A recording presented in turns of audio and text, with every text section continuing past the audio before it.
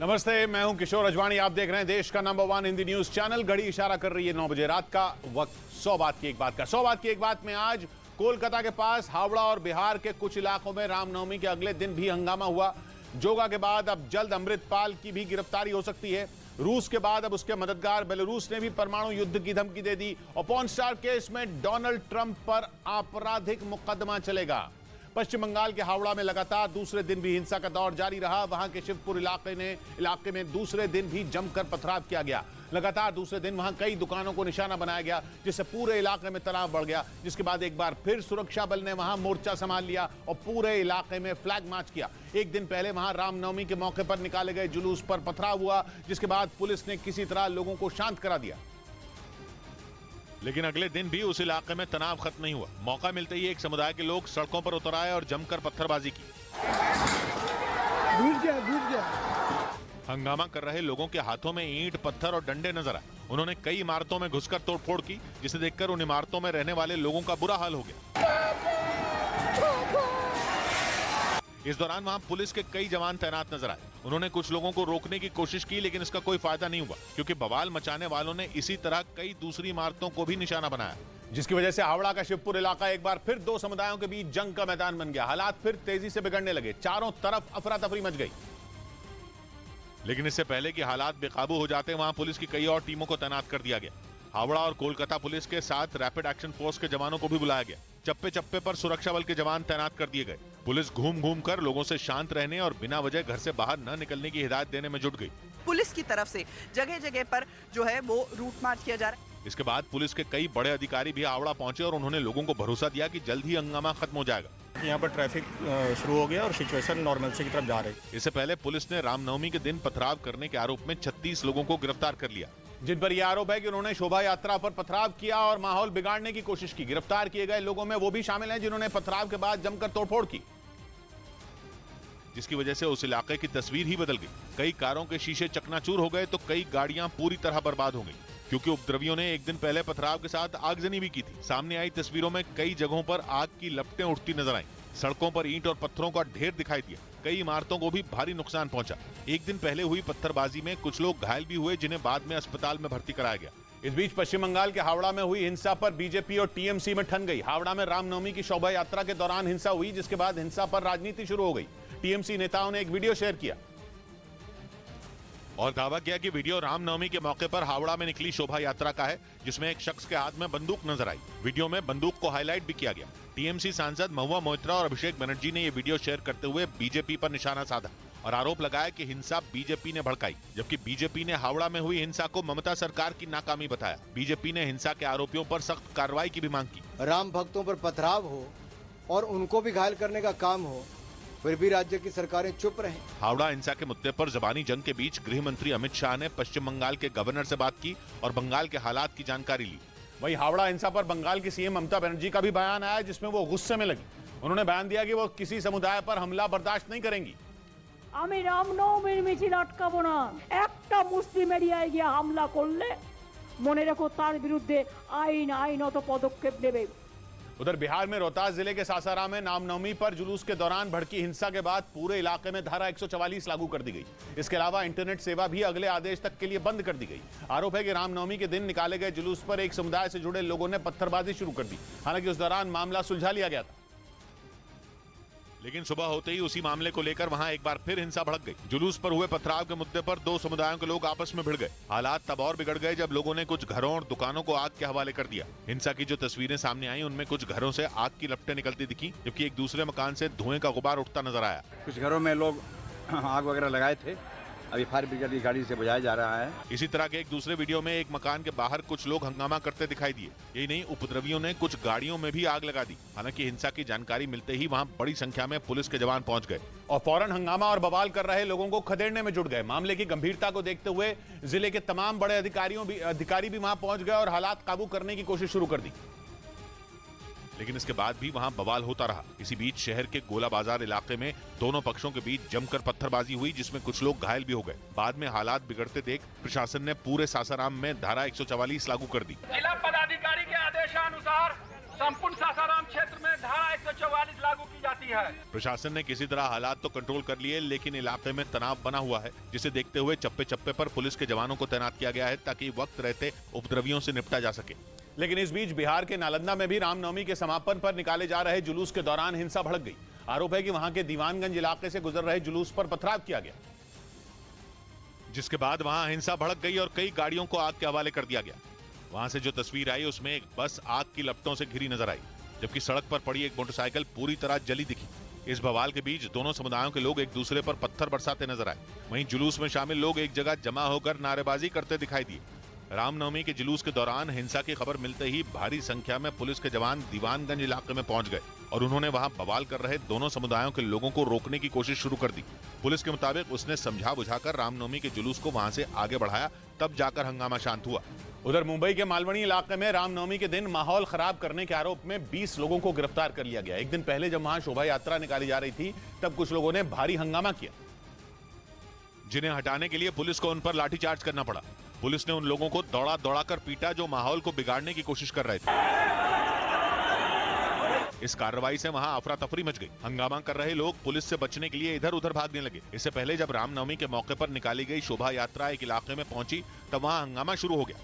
देखते ही देखते दो पक्षों के बीच पत्थरबाजी होने लगी। इस दौरान पुलिस वाले दोनों पक्षों को शांत कराने में जुटे रहे, लेकिन काफी देर तक वहां तनाव की स्थिति बनी रही, जिसकी वजह से शोभा यात्रा कुछ देर के लिए रोकनी पड़ी। इसके बाद पुलिस ने सुरक्षा घेरा बनाकर दोनों पक्षों को अलग किया और फिर मामला शांत हुआ, जिसके बाद पुलिस ने उस इलाके की सुरक्षा बढ़ा दी। चारों तरफ पुलिस के जवान तैनात कर दिए गए ताकि फिर कोई बवाल न हो।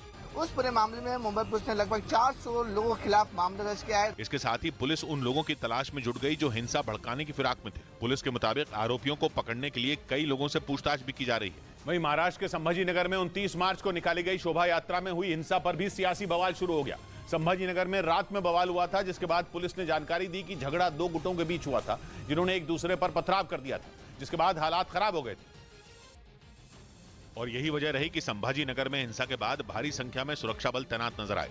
सड़कों पर पत्थर भी बिखरे दिखे। पुलिस ने बताया कि 29 मार्च को निकली शोभा यात्रा में पत्थर चले थे। हंगामा करने वालों ने पुलिस की 6 गाड़ियों में आग भी लगा दी, जिसके सबूत वहां की सड़कों पर नजर आए। पुलिस इस मामले की जांच में जुटी हुई है और उसने जानकारी दी कि हिंसा करने वाले दोनों गुटों के बीच पुराना झगड़ा था और वो संभाजी नगर के एक गांव के थे। इस मामले में पुलिस ने FIR भी दर्ज कर ली। कानूनी कार्रवाई के बीच मामले पर सियासत शुरू हो गई और उद्धव गुट वाली शिवसेना ने इसका कनेक्शन 2 अप्रैल को होने वाली महाविकास अघाड़ी की रैली से जोड़ दिया। उसने आरोप लगाया कि हिंसा जानबूझकर करवाई गई। डुप्लीकेट शिवसेना वाले काम कर रहे। महाविकास आघाड़ी की मीटिंग है। महाविकास आघाड़ी की मीटिंग बहुत जोर शोर से हुई, जिसके बाद महाराष्ट्र सरकार में मंत्री मंगल प्रभात लोढ़ा ने बिना देर किए आरोप का जवाब दिया। सरकार दंगे रोकने का काम करती है, दंगे भड़काने का काम नहीं करती। संभाजी नगर में 29 मार्च को हिंसा हुई थी। पुलिस ने जानकारी दी कि इसकी शुरुआत कहासुनी से हुई और देखते ही देखते बात का बतंगड़ बन गया, जिसके बाद आगजनी और पत्थरबाजी की नौबत आ गई। इधर खालिस्तान समर्थक अमृतपाल सिंह के वफादार जोगा सिंह को पुलिस ने पंजाब के लुधियाना से गिरफ्तार कर लिया। अमृतपाल को भगाने में उसका बड़ा हाथ था। पंजाब पुलिस के सूत्रों के मुताबिक होशियारपुर में अमृतपाल अपने साथी पप्पल प्रीत और जोगा के साथ फरार हुआ था, लेकिन पंजाब पुलिस ने तीनों को लुधियाना के पास घेर लिया। हालांकि इसके बाद भी अमृतपाल पुलिस को चकमा देकर फरार हो गया, लेकिन पुलिस ने उसके वफादार जोगा सिंह को गिरफ्तार कर लिया। पूछताछ के दौरान जोगा सिंह ने अमृतपाल के फरार होने की पूरी कहानी उगल दी। पुलिस सूत्रों के मुताबिक गिरफ्तारी से बचने के लिए अमृतपाल ने जोगा को अपना मोबाइल फोन ऑन करके भागने के लिए कहा था, क्योंकि उसे ये बात पता थी कि पुलिस जोगा का मोबाइल फोन ट्रैक कर रही है। और जैसे ही जोगा ने मोबाइल फोन ऑन किया, पुलिस को उसकी लोकेशन मिल गई। पुलिस को उसके लुधियाना के एक इलाके में छिपे होने का पता चला, जिसके बाद पंजाब पुलिस ने फौरन नाकेबंदी कर जोगा सिंह को गिरफ्तार कर लिया। मतलब अमृतपाल ने फरार होने के लिए जोगा को बलि का बकरा बनाया। पुलिस सूत्रों का कहना है कि अमृतपाल पंजाब में ही छिपा हुआ है और वो जिस इलाके से भागा है उसके 10 से 15 किलोमीटर के दायरे में ही उसने पनाह ले रखी है। इसलिए पुलिस अमृतपाल और उसके साथी पप्पल प्रीत की जोर शोर से तलाश कर रही है। दोनों को ढूंढने के लिए ड्रोन का भी इस्तेमाल किया जा रहा है, लेकिन पिछले 13 दिन से अमृतपाल पुलिस को चकमा दे रहा है और तो और वो लगातार वीडियो जारी कर पुलिस को चिढ़ाने में भी जुटा है। पिछले 48 घंटों में वो 2 वीडियो जारी कर चुका है। जिन्होंने ये लगता है भी मैं को भगौड़ा हो गया तो मैं अपने साथियों को छड्ड गया, देखो ना तो मैं मरन तो डरा तो छेती ही संसार सामने भी प्रगट होवांगे। मतलब अमृतपाल ने यह साफ कर दिया कि वो किसी भी सूरत में सरेंडर नहीं करने वाला। हालांकि उसकी तलाश में पंजाब के कई जिलों में तलाशी अभियान चलाया जा रहा है। अमृतपाल के कभी दिल्ली, हरियाणा तो कभी उत्तराखंड में होने की खबर आती रही है, लेकिन उसकी सटीक लोकेशन के बारे में पुलिस को अभी तक कोई सही जानकारी नहीं मिल सकी है। पंजाब पुलिस को शक है कि अमृतपाल उत्तराखंड से आकर पंजाब के किसी डेरे में छिपा हो सकता है। इसी वजह से पुलिस कपूरथला, लुधियाना, होशियारपुर, तरनतारन, बठिंडा और जलंधर में मौजूद डेरों में सर्च ऑपरेशन चला रही है। डेरों के आसपास भारी संख्या में पुलिस के जवानों को तैनात किया गया है। ड्रोन की मदद से भी अमृतपाल को ढूंढा जा रहा है, लेकिन तमाम कोशिशों के बाद भी अमृतपाल और उसका साथी पप्पलप्रीत सिंह पंजाब पुलिस की गिरफ्त से दूर हैं। इस बीच पंजाब के मुख्यमंत्री भगवंत मान की बेटी और बेटे को खालिस्तान समर्थकों की तरफ से धमकी मिलने का मामला सामने आया, जिसकी जानकारी उनके परिवार की वकील हरमीत कौर बराड़ ने दी। उनके मुताबिक पंजाब के मुख्यमंत्री भगवंत मान की बेटी सीरत कौर मान और पूर्व पत्नी को एक नहीं बल्कि कई बार खालिस्तान समर्थकों ने फोन पर धमकी दी। 2 कॉल्स इंदरप्रीत होरा को लाइयां सी, उस तो बाद बेटी सीरत ਨੂੰ आई। पंजाब के सीएम भगवंत मान की बेटी सीरत कौर और बेटा दिलशान अपनी मां के साथ अमेरिका में रहते हैं। आरोप है कि वहीं के नंबर से उन्हें धमकी भरे फोन आए। उधर रूस के बाद अब उसके मददगार बेलारूस ने भी दुनिया को परमाणु युद्ध की धमकी दे दी। पश्चिमी मीडिया के मुताबिक पुतिन के दोस्त लुकाशेंको यूक्रेन को हथियार देने वाले देशों पर बुरी तरह भड़क गए और उन्होंने चेतावनी दे दी कि अमेरिका और यूरोप के देशों की वजह से ही दुनिया पर परमाणु युद्ध का खतरा मंडराने लगा है, क्योंकि वो जंग खत्म करने के बजाय उसकी आग में घी डालने का काम कर रहे हैं। इसके लिए लुकाशेंको अमेरिका पर जमकर भड़के। उन्होंने साफ कह दिया कि अगर तीसरा विश्व युद्ध छिड़ा तो उसकी वजह अमेरिका ही बनेगा, क्योंकि वो रूस को पछाड़ने के लिए यूक्रेन का सहारा ले रहा है और मदद के नाम पर ऐसे ऐसे खतरनाक हथियार भेज रहा है जिससे युद्ध थमने के बजाय बढ़ जाए। लुकाशेंको का ये गुस्सा तब सामने आया जब पुतिन ने कुछ रोज पहले ही ये ऐलान किया था कि वो जल्द ही बेलारूस में परमाणु हथियारों की तैनाती करेंगे। और पुतिन के इस ऐलान ने पूरी दुनिया में खलबली मचा दी, क्योंकि ऐसा पहली बार हुआ जब रूस ने अपने परमाणु हथियार किसी दूसरे देश में तैनात करने का फैसला किया। वो भी तब जब यूक्रेन जंग के नाम पर अमेरिका और ब्रिटेन समेत दुनिया के कई देश रूस के खिलाफ खड़े हैं और वो युद्ध जीतने के लिए जेलेंस्की की हर मुराद पूरी कर रहे हैं। कहा जा रहा है कि इसी वजह से पुतिन का गुस्सा 7वें आसमान पर है और बेलारूस में परमाणु हथियारों की तैनाती की बात कहकर उन्होंने बेहद खतरनाक संकेत भी दे दिए। अब उनके दोस्त लुकाशेंको भी कुछ उसी तरफ इशारा कर रहे हैं। वो पश्चिमी देशों को धमका रहे हैं कि उन्होंने अगर जंग से कदम पीछे नहीं खींचे तो परमाणु युद्ध ज्यादा दूर नहीं। इसके साथ ही उन्होंने बेलारूस में परमाणु हथियारों की तैनाती के फैसले का बचाव भी किया। लुकाशेंको के मुताबिक पश्चिमी देश रूस और बेलारूस दोनों के लिए बड़ा खतरा बनते जा रहे हैं और उनसे बचने के लिए ही बेलारूस में परमाणु हथियारों को तैनात किया जाएगा। इधर दिल्ली के मुख्यमंत्री अरविंद केजरीवाल पर गुजरात हाई कोर्ट ने 25,000 का जुर्माना लगाया। उन्होंने प्रधानमंत्री नरेंद्र मोदी की MA की डिग्री की मांग की थी, जिस पर CIC यानी सेंट्रल इंफॉर्मेशन कमीशन ने गुजरात यूनिवर्सिटी को प्रधानमंत्री की डिग्री दिखाने के निर्देश दिए थे, जिस पर सुनवाई करते हुए गुजरात हाई कोर्ट ने उस आदेश को खारिज कर दिया। साथ ही दिल्ली के मुख्यमंत्री अरविंद केजरीवाल पर 25,000 रुपए का जुर्माना भी लगाया। इस बीच यूरेशियन टाइम्स नाम की वेबसाइट ने दावा किया कि यूक्रेन ने रूस के खतरनाक सुखोई लड़ाकू विमान को पाने के लिए उसके एक पायलट को खरीदने की कोशिश की। खबर के मुताबिक यूक्रेन के खुफिया विभाग ने रूस के Su-34 लड़ाकू विमान उड़ाने वाले पायलट को एक भारी भरकम रकम देने का लालच दिया ताकि वो हमला करने के बहाने यूक्रेन की सीमा में घुसे और फिर रूस के सबसे घातक सुखोई फाइटर जेट को यूक्रेन की सेना के हवाले कर दे, क्योंकि रूस के इस लड़ाकू विमान ने जेलेंस्की की सेना की नाक में दम कर दिया है। रूस जब चाहता है तब वो Su-34 की मदद से यूक्रेन के ठिकानों पर बमों और रॉकेटों की बारिश कर देता है। खुद यूक्रेन की सेना इस बात को मान रही है कि उसके पास रूस के Su-34 फाइटर जेट की काट नहीं है। एक रोज पहले ही अमेरिकी मीडिया ने यूक्रेन की सेना के एक अधिकारी के हवाले से ऐसा ही दावा किया था। खबर है कि इसी वजह से यूक्रेन ने इससे पार पाने का एक अलग तरीका निकाला और उसने इस फाइटर जेट को उड़ाने वाले रूसी पायलटों के आसपास जाल बिछाना शुरू कर दिया। रूस के मुताबिक यूक्रेन की खुफिया एजेंसी के जासूस ऐसे रूसी पायलटों से संपर्क करने की कोशिश में जुट गए जिन्हें Su-34 से हमले करने के लिए तैनात किया गया था और जो लगातार उड़ान भरकर यूक्रेन में हमले बोल रहे थे। दावा है कि यूक्रेन की खुफिया एजेंसी ने एक ऐसे रूसी पायलट को ढूंढ भी लिया। रूस का ये पायलट उस टीम का हिस्सा था जो सुखोई लड़ाकू विमानों से यूक्रेन पर हमले बोलती थी। खबर के मुताबिक यूक्रेन के जासूसों ने उसे इस बात के लिए तैयार किया कि वो हमला बोलने के बहाने Su-34 लेकर यूक्रेन पहुंचे और फिर उसे किसी सुरक्षित जगह पर छोड़ दे, जिसके बाद उस लड़ाकू विमान पर यूक्रेन की सेना कब्जा कर ले। दावा है कि इसके लिए यूक्रेन की तरफ से उस रूसी पायलट को $1 मिलियन यानी भारतीय रुपयों में 8 करोड़ से ज्यादा देने का लालच दिया गया। और खबर के मुताबिक रूस Su-35 फाइटर जेट उड़ाने वाला पायलट इसके लिए तैयार भी हो गया। इतना ही नहीं, वो लड़ाकू विमान से जुड़ी अहम जानकारियां और यूक्रेन के ऊपर हमले की योजनाओं के बारे में भी बताने के लिए तैयार हो गया और इसके लिए भी उसे यूक्रेन से अलग से पैसे मिलने थे। लेकिन इससे पहले कि यूक्रेन इस तरीके से रूस का खतरनाक लड़ाकू विमान हासिल कर पाता, उसका प्लान फेल हो गया, क्योंकि रूस की खुफिया एजेंसी ने उस पायलट का पता लगा लिया जो यूक्रेन तक Su-34 लड़ाकू विमान पहुंचाने वाला था। हालांकि यूक्रेन उस पायलट से फाइटर जेट के बारे में कई अहम जानकारियां निकलवाने में कामयाब रहा, लेकिन उसके हाथ रूस का घातक Su-34 लड़ाकू विमान नहीं लग सका, जबकि यूक्रेन ने इसकी पूरी तैयारी कर ली थी कि जैसे ही रूसी पायलट Su-34 लेकर उसके इलाके में पहुंचेगा, वो विमान समेत उसे सुरक्षित जगह पर ले जाएगा। लेकिन रूस की खुफिया एजेंसी ने उसके प्लान पर पानी फेर दिया। इधर पाकिस्तान के कराची शहर में बीरबल जनानी नाम के हिंदू डॉक्टर की गोली मारकर हत्या कर दी गई। हमलावरों ने उनकी गाड़ी पर ताबड़तोड़ गोलियां बरसाईं, जिसमें उनकी मौत हो गई, जबकि उनके साथ मौजूद एक महिला डॉक्टर घायल हो गई। घटना का जो वीडियो सामने आया उसमें उनकी कार हमले के बाद एक दीवार से टकराती हुई नजर आई। पुलिस ने इस हमले को टारगेट किलिंग बताया। डॉक्टर बीरबल जनानी कराची के मशहूर डॉक्टरों में एक थे। वो कराची के मेट्रोपॉलिटन कॉर्पोरेशन के पूर्व निदेशक भी रह चुके थे। वहीं पाकिस्तान के पेशावर में सिख समुदाय के एक दुकानदार की गोली मारकर हत्या कर दी गई। बताया गया कि यह घटना उस वक्त हुई जब वो अपनी दुकान में बैठे थे। तभी दो लोग मोटरसाइकिल से पहुंचे और उन पर फायरिंग कर दी। इसके बाद वो लोग वहां से फरार हो गए। इस घटना में जिनकी मौत हुई उनका नाम दयाल सिंह बताया गया।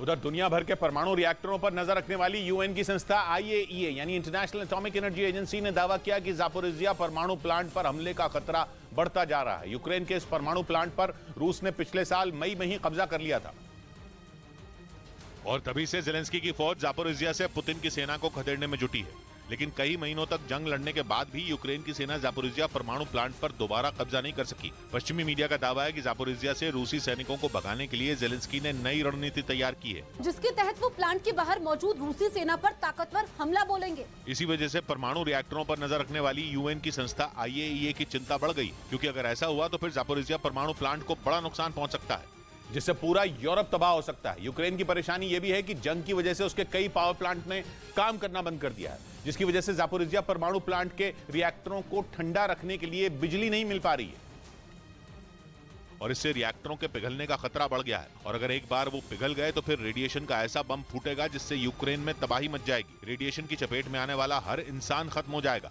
और रेडिएशन के बम से हजारों लोग एक झटके में मौत की नींद सो जाएंगे। इसी वजह से IAEA की टीम लगातार जापोरिजिया का दौरा कर रही है। 2 रोज पहले भी IAEA की टीम ने वहां का दौरा किया। रूस के मीडिया की तरफ से इसका एक वीडियो भी जारी किया गया, जिसमें इस संस्था से जुड़े कई लोग जापोरिजिया परमाणु प्लांट की जांच करते दिखाई दिए और उन्होंने ये पता लगाने की कोशिश की कि जंग की वजह से परमाणु प्लांट को कितना नुकसान पहुंचा है। यानी यूएन की संस्था IAEA ये पता लगाने में जुटी है कि जापोरिजिया परमाणु प्लांट कितना सुरक्षित है।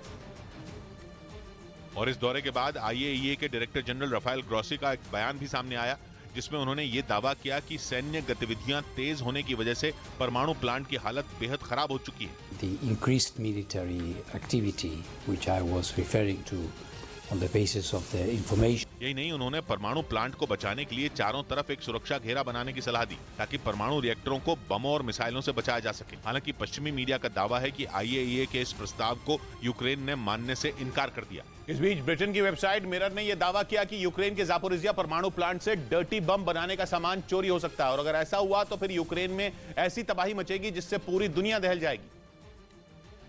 क्योंकि डर्टी बम कोई आम बम नहीं है, बल्कि ये किसी छोटे परमाणु बम जैसा ही होता है। फटने के वक्त तो ये सिर्फ अपने आसपास के इलाके को ही बर्बाद करता है, लेकिन असली तबाही तो इसके बाद मचती है। बम को खतरनाक बनाने के लिए इसके बारूद में रेडियो एक्टिव पाउडर मिला दिया जाता है और फिर बम के फटने के बाद इसमें भरे रेडियो एक्टिव पदार्थ हवा में फैल जाते हैं और फिर कई साल तक लोगों की मौत की वजह बनते हैं। और अब ब्रिटेन की वेबसाइट मिरर ने यह दावा किया कि यूरोप के सबसे बड़े परमाणु प्लांट जापोरिजिया से डर्टी बम बनाने का सामान चोरी हो सकता है, जो आगे चलकर हजारों लोगों की मौत की वजह बन सकता है। जापोरिजिया परमाणु प्लांट पर इस वक्त रूस का कब्जा है और उसने वहां यूक्रेन के सैनिकों को घुसने से रोकने के लिए तगड़ी घेराबंदी कर रखी है।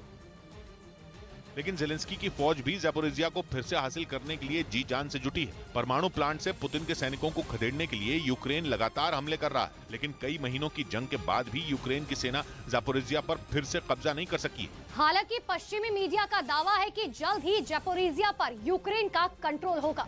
लेकिन ब्रिटेन की वेबसाइट मिरर का कहना है कि जंग की वजह से परमाणु प्लांट के अंदर बम बनाने की चीजें फैली हुई हैं और उनकी सही तरीके से देखरेख नहीं की जा रही है, जिससे उन चीजों की चोरी होने का खतरा बढ़ गया है। और इसी वजह से यह दावा किया जा रहा है कि जापोरिजिया परमाणु प्लांट से डर्टी बम बनाने का सामान चोरी हो सकता है। इससे पहले पिछले साल नवंबर में पुतिन ने यूक्रेन पर डर्टी बम बनाने का आरोप लगाया था और उन्होंने यह दावा किया था कि उनके पास ज़ेलेंस्की के डर्टी बम वाले प्लान की पूरी जानकारी है।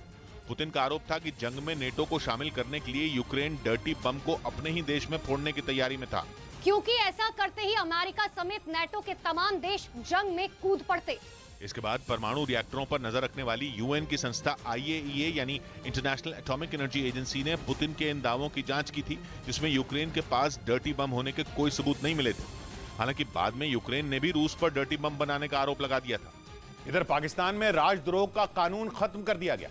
वहां की लाहौर हाई कोर्ट में राजद्रोह कानून पर याचिका दायर की गई थी, जिस पर सुनवाई करते हुए हाई कोर्ट ने राजद्रोह कानून को असंवैधानिक बताते हुए अमान्य घोषित कर दिया। हाई कोर्ट का फैसला पूरे पाकिस्तान में तब तक लागू रहेगा जब तक वहां की supreme court Lahore high court के इस फैसले को पलट नहीं देती। उधर सुरक्षा एजेंसियों से मिली जानकारी के मुताबिक पाकिस्तान की खुफिया एजेंसी ISI ने अबू खुबैब को जम्मू कश्मीर में आतंक और दहशत फैलाने की कमान सौंपी। लश्कर के इस कमांडर को इसी साल केंद्र सरकार ने आतंकी घोषित किया था। और अब सुरक्षा एजेंसियों का कहना है कि ISI ने कश्मीर का माहौल बिगाड़ने और आतंकी घटनाओं को अंजाम देने के लिए अबू खुबैब को जिम्मेदारी दी है। असल में ऑपरेशन ऑल आउट जो चलाया जा रहा है उस वजह से कश्मीर में ज्यादातर आतंकी मारे जा चुके हैं, जिसकी वजह से ISI बौखलाई हुई। सुरक्षा एजेंसियों का दावा है कि इसी वजह से उसने कश्मीर में एक बार फिर आतंक फैलाने के लिए लश्कर कमांडर अबू खुबैब को कमान सौंपी है, जो पाकिस्तान में बैठकर न सिर्फ कश्मीर में आतंकियों को भेज रहा है बल्कि उसके इशारे पर कई आतंकी घटनाओं को अंजाम भी दिया गया है। क्योंकि सुरक्षा एजेंसियों की जांच में यह बात सामने आई है कि पिछले 6 महीने में कश्मीर में हुई 4 बड़ी आतंकी घटनाओं के पीछे अबू खुबैब का ही हाथ था। जम्मू कश्मीर के डोडा जिले के रहने वाले इस आतंकी के इशारे पर ही पिछले साल सितंबर में उधमपुर में बसों में धमाके किए गए थे। और इसी मामले में NIA ने अबू खुबैब के खिलाफ चार्जशीट दाखिल की, जिसमें यह बताया गया कि अबू खुबैब जम्मू कश्मीर में आतंकवाद को बढ़ावा देने के लिए कई बड़ी साजिशों को अंजाम देने में जुटा है, जिनकी मदद से वो लश्कर के आतंकियों को ट्रेनिंग दिलवाता है और फिर उन्हें कश्मीर भेज देता है। इसके अलावा वो कश्मीर के लोगों को बरगलाकर आतंकी बनाने में भी जुटा है। खुफिया और सुरक्षा एजेंसी सूत्रों के मुताबिक अबू खुबैब के संबंध तालिबान के कमांडरों से भी हैं। हालांकि सुरक्षा एजेंसियां अलर्ट हैं और अबू खुबैब के उन साथियों की तलाश में जुटी हैं जो कश्मीर में आतंक को फिर से जिंदा करने की कोशिश में लगे हैं। इस बीच पंजाब कांग्रेस के पूर्व अध्यक्ष नवजोत सिंह सिद्धू को सुबह 11 बजे पटियाला जेल से रिहा किया जाएगा। करीब 10 महीने बाद सिद्धू जेल से बाहर आएंगे, जिसकी जानकारी खुद नवजोत सिंह सिद्धू के ट्विटर हैंडल से दी गई। रिहाई के बाद वो सीधे गुरुद्वारे और मंदिर जाकर मत्था टेकेंगे और फिर परिवार के साथ घर जाएंगे।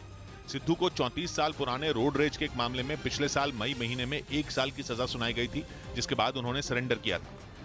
उधर यूक्रेन के मीडिया का दावा है कि पुतिन की सेना बखमुत पर बहुत बड़े हमले की तैयारी में है। बखमुत पर कब्जे के लिए पिछले कई महीनों से जंग जारी है, जिसकी वजह से बखमुत का आधे से ज्यादा हिस्सा पूरी तरह तबाह हो चुका है।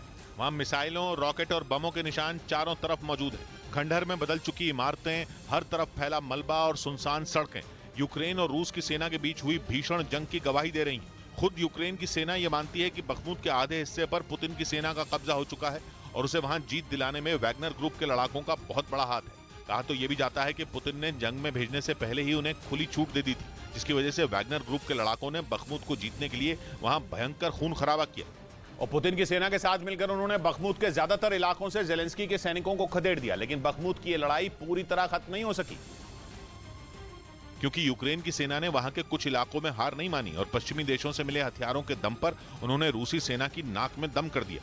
यही नहीं, बखमुत के उन बचे हुए इलाकों में अपने सैनिकों का हौसला बढ़ाने के लिए जेलेंस्की ने हाल ही में वहां का दौरा भी किया। इस दौरान अपने राष्ट्रपति से मिलकर यूक्रेन के सैनिकों में नया जोश भर गया। उन्होंने और मजबूती से रूसी सेना का मुकाबला करना शुरू कर दिया, जिससे पुतिन की बखमुत जीतने की रणनीति पर बड़ा असर पड़ा। यही वजह है कि पुतिन अब वहां बहुत बड़े हमले की तैयारी में है। पश्चिमी मीडिया का दावा है कि रूसी सेना इस बार वहां ऐसा हमला करेगी कि जेलेंस्की के सैनिकों को पीछे हटने पर मजबूर होना पड़ेगा, यानी पूरे बखमुत पर रूस का कंट्रोल हो जाएगा, जो जेलेंस्की के लिए सबसे बड़ा झटका होगा। पश्चिमी मीडिया के मुताबिक ये बात जेलेंस्की अच्छी तरह जानते हैं कि बखमुत की हार से यूक्रेन के सैनिकों का मनोबल टूट जाएगा, जिसका असर यूक्रेन के दूसरे इलाकों में हो रही लड़ाई पर भी पड़ेगा।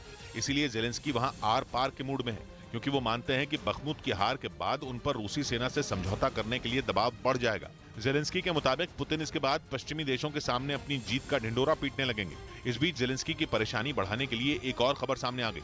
पश्चिमी मीडिया का दावा है कि पुतिन अपनी सेना को शक्तिशाली बनाने के लिए 4 लाख से ज्यादा सैनिकों की भर्ती करने की तैयारी कर चुके हैं।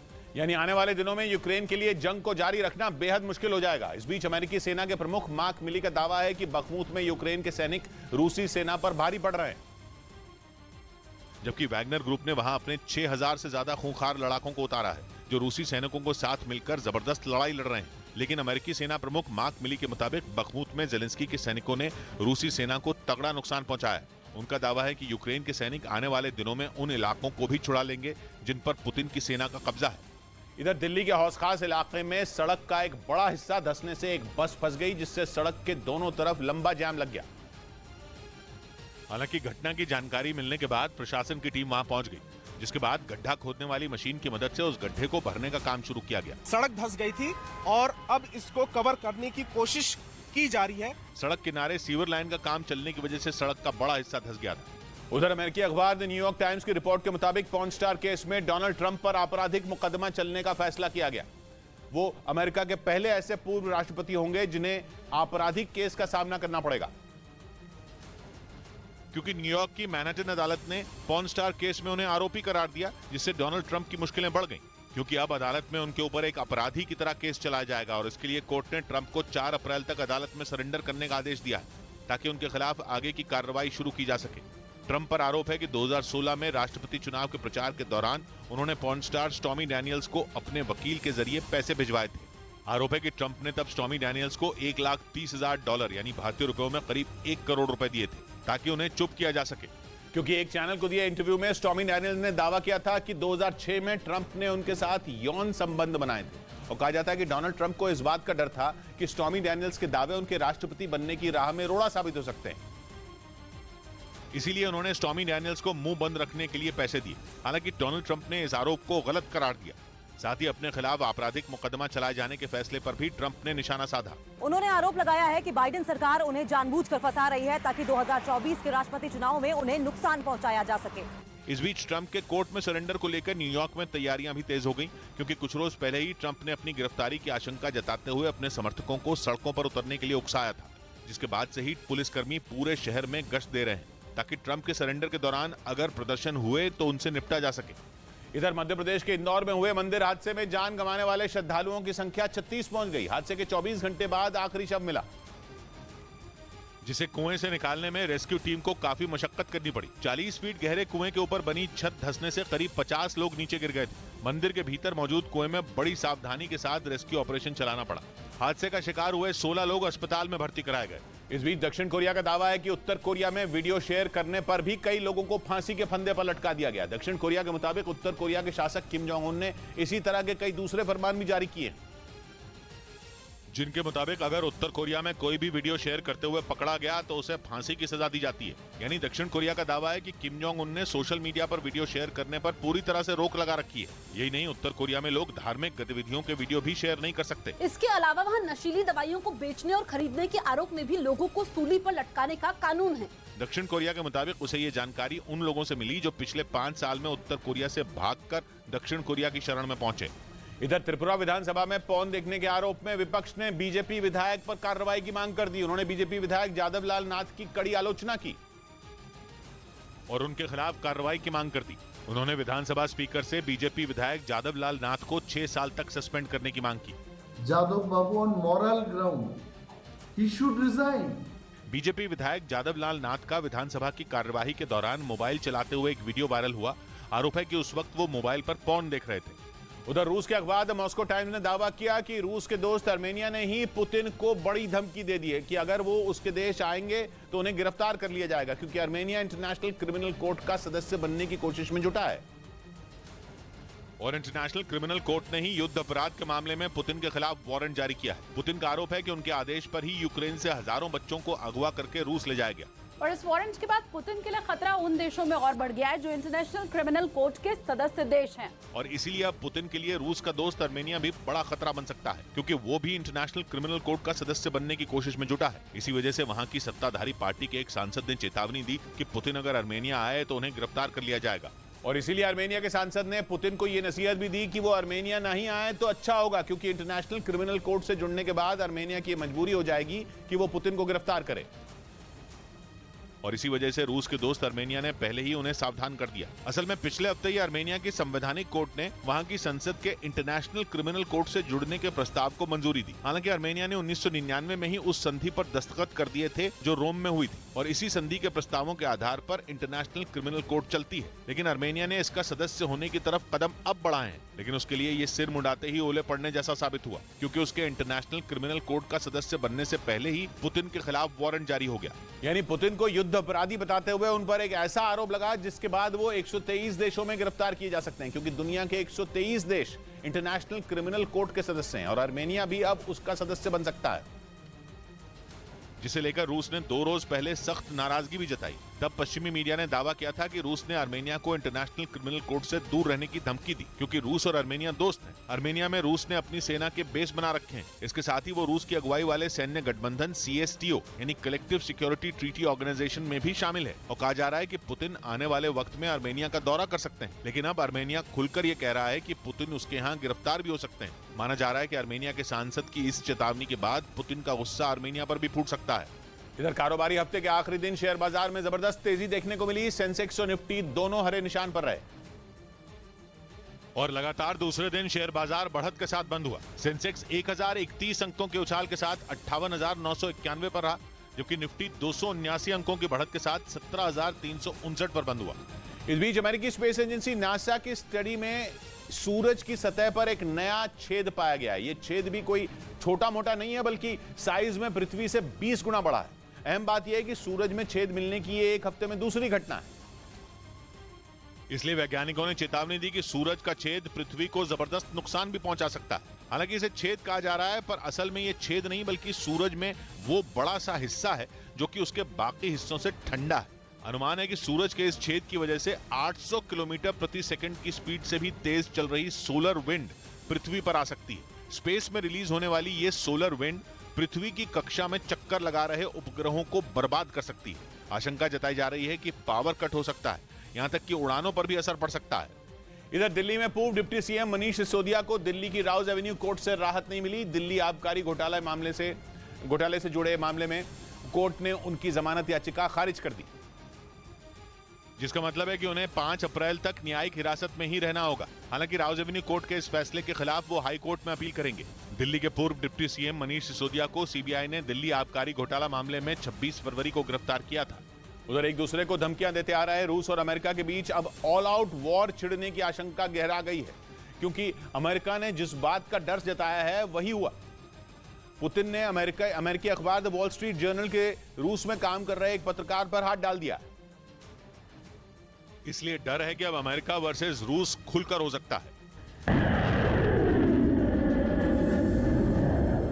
क्योंकि अमेरिका अपने आम नागरिक पर जरा सी आंच बर्दाश्त नहीं करता। और यहां तो पत्रकार का मामला है, वो भी कोई छोटा मोटा पत्रकार नहीं, बल्कि रूस की खुफिया एजेंसी FSB ने अमेरिका के नामी अखबार द वॉल स्ट्रीट जर्नल के पत्रकार इवान गिर्शकोविच को हिरासत में लिया है।